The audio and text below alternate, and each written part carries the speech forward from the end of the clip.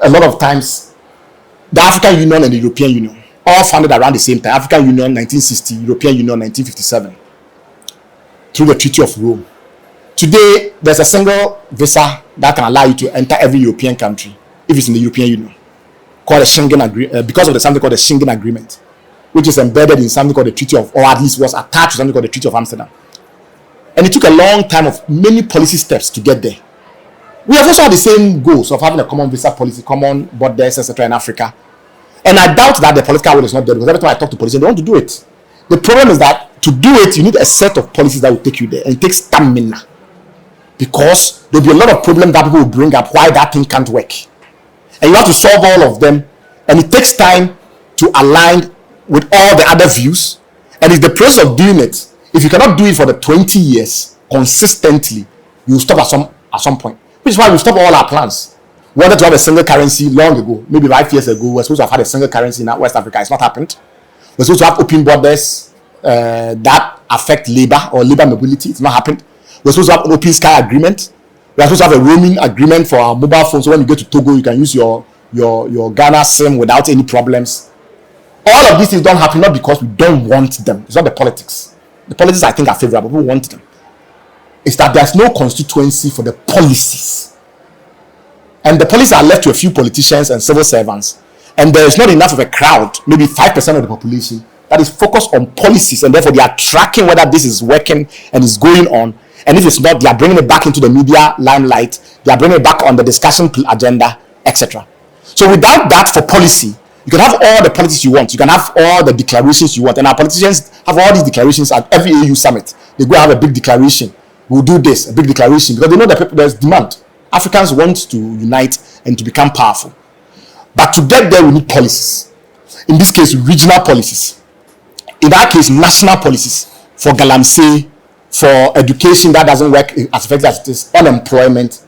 All of those things work by first identifying those issues in politics, but then having a policy process that distills the pathways to solving those problems and attaining those goals. And then when you are very solid standing, your confidence levels have grown, you make laws to try and drive them through. And my argument is that there's a meta-governance cycle that kind of keeps that circle going round. And in our country, that circle or that cycle is broken. So it doesn't matter what happens in politics, it does not lead to outcomes in policy, and policy doesn't shape politics. And we make laws without regard to what is the policy journey of the country, where have we come from. So we make laws about galamsey, for instance, but we rarely think through what have we tried before, how did this happen, when did we legalize galamsey, did that have a difference, or is this something else? The Chinese brought it to the Changfan technology. Why has that technology become so popular? That's what you do as policy. You do research, you understand enough. Then you say, okay, here are a couple of different ways to approach the problem. And then that is where the stamina comes in. There must be a process in which, as the experts argue among themselves, as the informed people and the activists and the lobbyists argue among themselves, the country is able to come to some consensus about what ideas are the best. It is only then that you start to actually make formal policy. But that process of the academia, the think tanks, all of them arguing systematically, this is the set of policies we want. It doesn't happen in this country. So somebody will just release some press release, say his own, then you go and sit down. The another person will say something, say his own, then there will be news file. A couple of people will come and talk 1 hour. Then so what is happening is not policy. To me, that's politics. And it doesn't matter that they are not, even if there are no politicians involved, it's still politics because it's all about the what. To get to the house, that process has to come down to another level of rigor, which you cannot do on news file or on radio or on the streets in your demonstrations. It's that next level of policy analysis with policy advocacy shaping the policy environment that in Ghana is completely broken, many African countries completely broken. So we are stuck at the level of politics, even when we are trying to solve policy problems. And that has led to a situation where there are two types of accountability. One of them doesn't exist in Ghana. One type of accountability is political accountability, which is channeled through democracy. Everybody can call a radio station and blast every minister they want. That's democracy. Everybody can go and write something in the graphic. That's democracy. Everybody can attempt, bar stop boys and start cleaning the road. All that means politics, because the next level of designing policies you cannot use the same approach. Without a community that takes that next step and say, okay, we agree on this, but what are you doing? You said you're going to do free SHS. Why did you do free SHS? Because you don't want anybody left behind. That means mass enrollment. What is the enrollment number now versus before free SHS? What was the rate of increase before free SHS? If I apply that rate of increase, what should the number have been now without free SHS?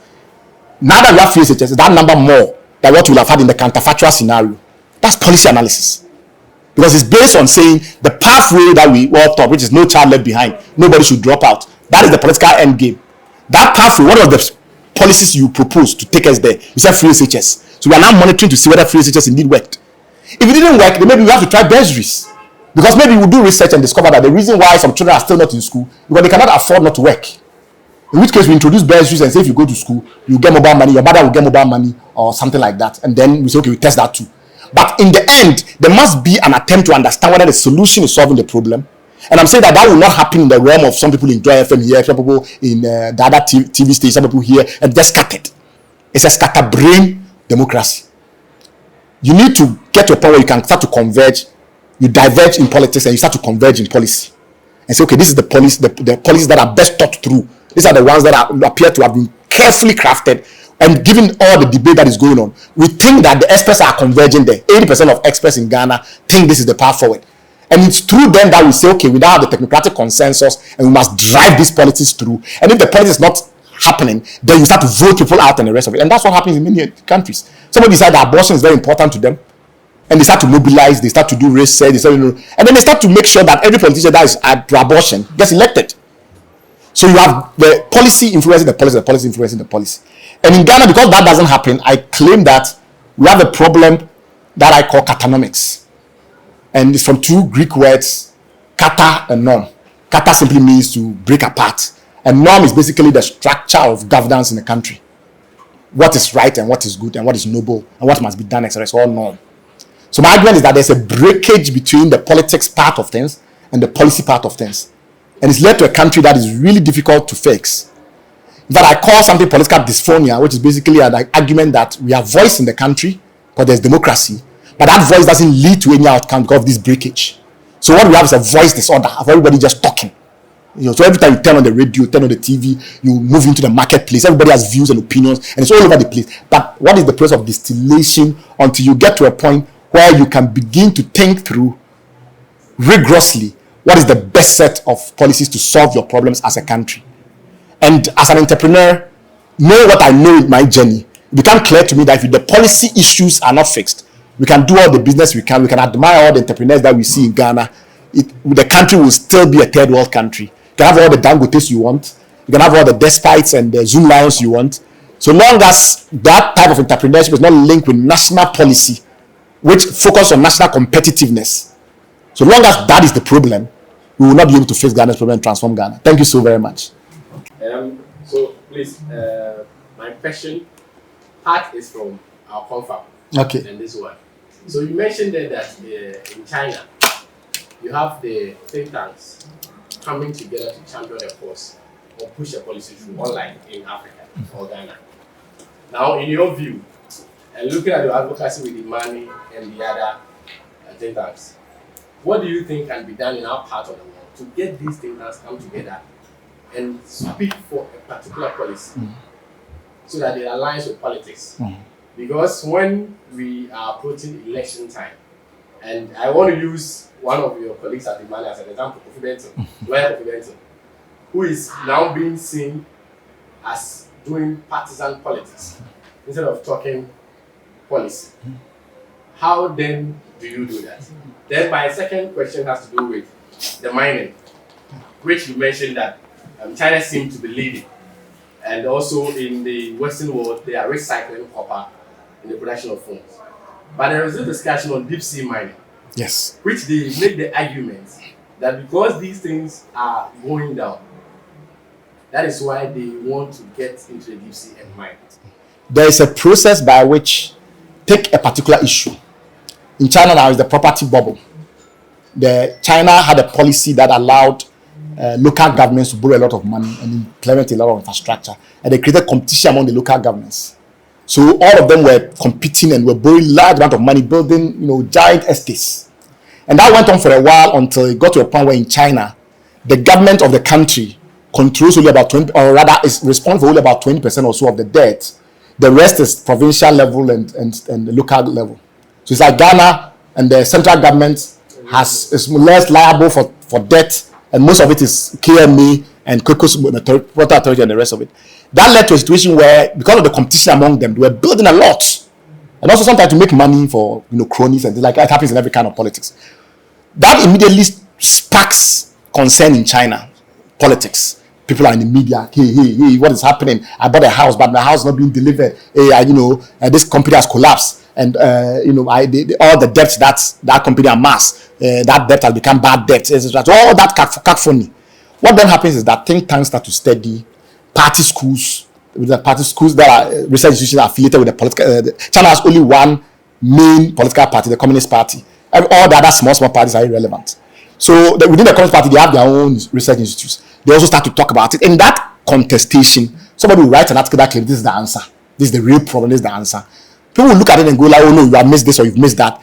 Number of people come and support. Some people will say will diverge. And in that process, a good media paying attention start to begin to privilege some of the views because they can see that, oh no, this view is gaining momentum. I say so because in the academia, we are publishing.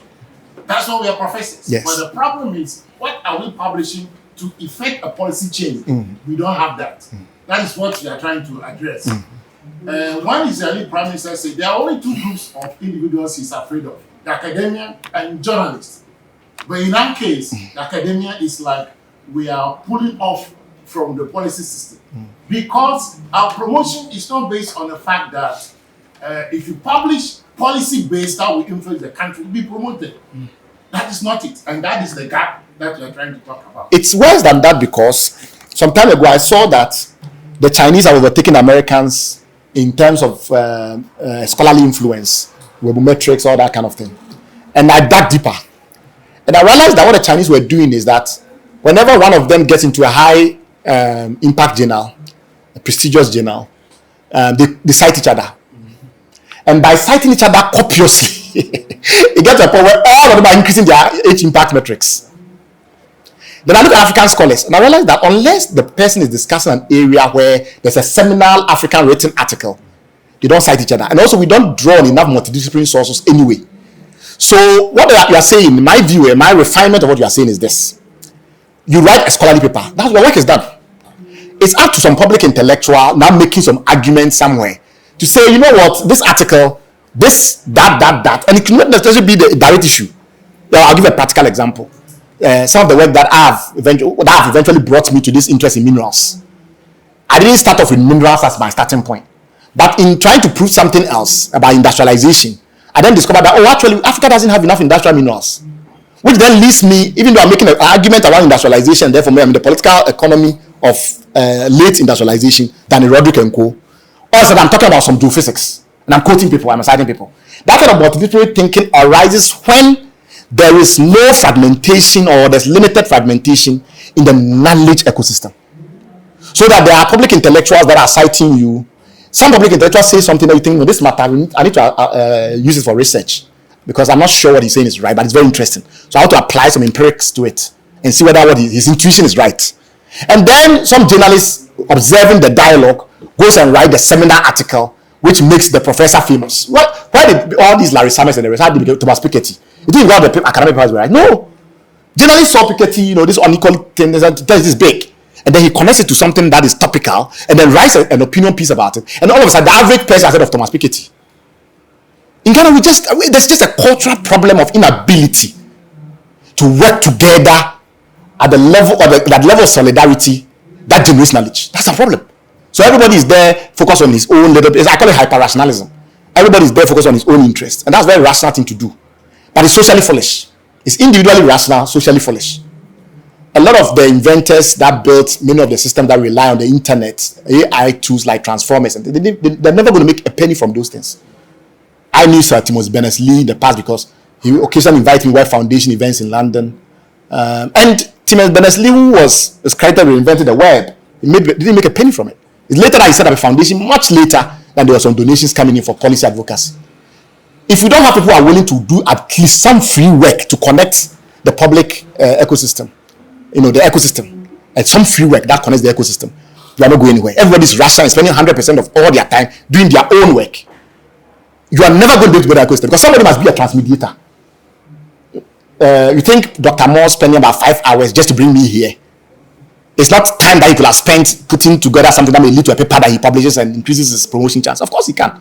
But he thinks there must be connectivity, and therefore he spends 5 hours just today. If you think of all the hours he spent, maybe 25 hours just to get me to Cape Coast, right? Those 25 hours could have spent it more profitably in his own pursuing his own affairs. But if everybody pursues their own affairs, then who does the connectivity? There is free work that must be done, or unpaid work that must be done to gel ecosystems. And the problem is that we are too rational and we are not doing it. Nobody wants to do it. That's the problem. So the journalist doesn't want to spend an extra hour doing more research in order to say something. The academic doesn't want to spend an extra 2 hours trying to understand what is going on here and making a call. Nobody wants to spend anything apart from what would make their own progression work. That's the society's problem. From all indication, the gap between the policy audience and the political audience, that is the challenge. True. How do we create it? Especially the policy audience. From where you stand. Our conversations have been political driven, and even the policies, we most of the time kind of sandwich it with politics and all of that. From the media point of view, we're talking about the fact that the professor can, of course, make the production of the papers and so on and so forth, and we, the media people, probably have to spend extra time or do extra work citing it and making that particular policy popular. Not just citing it, but of course, go beneath it and unearth certain things. So that is where I was saying that you almost answered it. But how do we create it, especially the policy audience, through the media? Some of those products being simplifying. Think of academic rankings in Ghana. Somebody can make that their job. Which academics are producing literature that is making an impact in policy in Ghana? Which academics are producing literature that's making an impact in business in Ghana? Which academics are producing literature that's making an impact in politics in Ghana? So just by introducing those rankings, and if, let's say, you had an Afrobarometer type CSO, small CSO, 2 people, interns, you raise some small capital from some small family foundations, and you start doing rankings of academics and things like that, and people become interested. Okay, who are these academics? Start learning about them. So we need more social entrepreneurs, lots of them, hundreds of them, doing small projects that weave the knowledge ecosystem back together. Make people aware of the knowledge being produced. Because what we have is a problem where people don't know the knowledge being produced in Ghana. I'll assure you. The university is seen as a teaching platform. People come here and get degrees and go away.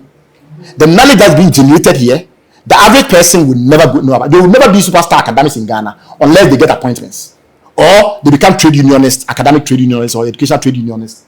Or they decide that they're going to make themselves social commentators and go and sit on radio and lambast politicians. But to become an academic superstar in the way of Achimologo, in the way of Mariana Mazzucato, all of these academic superstars that are in the West, because of their actual research, have become academic superstars. Will not happen in Ghana if you have the current situation. It won't happen. So nobody will have an incentive to bother. It's going to have to be social entrepreneurs within the media who create these indices, these rankings, and make it sensational enough that the public wants it. And imagine one that says that, UCC is the only place where there is any public intellectual work going on, and all the other universities. Can you imagine the noise that will happen? At least, so my point is that media people know how to do it, but they've just not averted their minds and their creativity to creating those things that will bind the ecosystem together. My view is the ecosystem binding is itself work on its own merits. There might be people who take up that challenge, and the rational thing will not to take it up. The rational thing will focus on your career, which is why in many instances entrepreneurs are not rational people. They are mavericks. That's why in many instances people that are entrepreneurs like Elon Musk and things, they don't sound normal, they don't behave normal. There are a lot of things where normality and rationality clashes with what the society needs. What works well at your own individual level, what is the best decision you take as an individual, is not socially profitable. So some of it is going to be natural. We're going to see some mavericks come, some people will inspire people, and somebody will realize that actually I don't want a career where I just go through and I end up and I'm a professor somewhere, or I'm a doctor somewhere, I'm a lawyer somewhere. Me, I want to shake up things a little bit more. I want to be verbal. Back at verbal.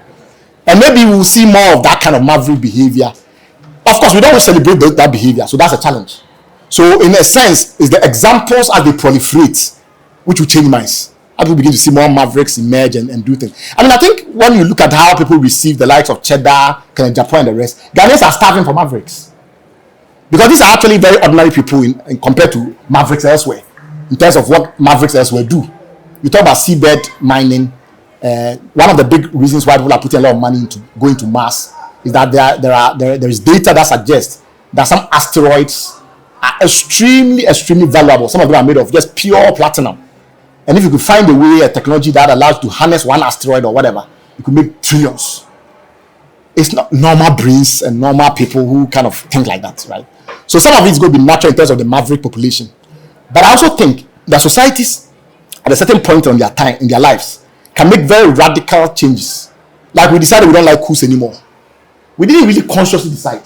Certain aspects of our behavior and things came together to dislodge this notion that coups are a transformative turnaround point. We kind of, so where we are now, yeah, there are so few people who will not mind the coup, but the notion that is the natural way in which you punish a government, I think is gone down.